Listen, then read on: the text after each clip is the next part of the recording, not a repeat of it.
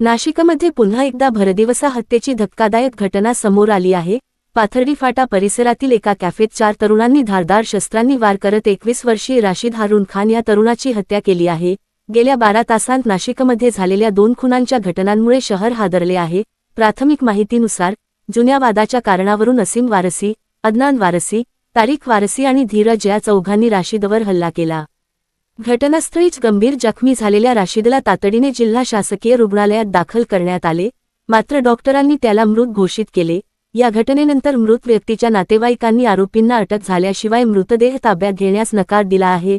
सध्या इंदिरानगर पोलिसांनी घटनास्थळी धाव घेत अधिक तपास सुरू केला आहे।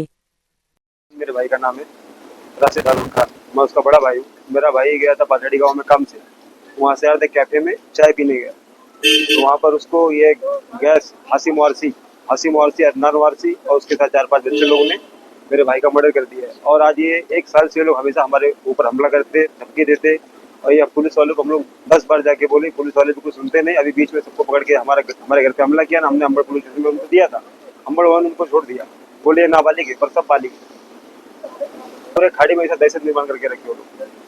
तो मुझे सब नहीं मालूम है, लेकिन ये हसीम वारसी और ये अदनान वारसी ये लोगों ने सब किया है, और हम लोग ये बॉडी यहाँ से लेके जाएंगे नहीं।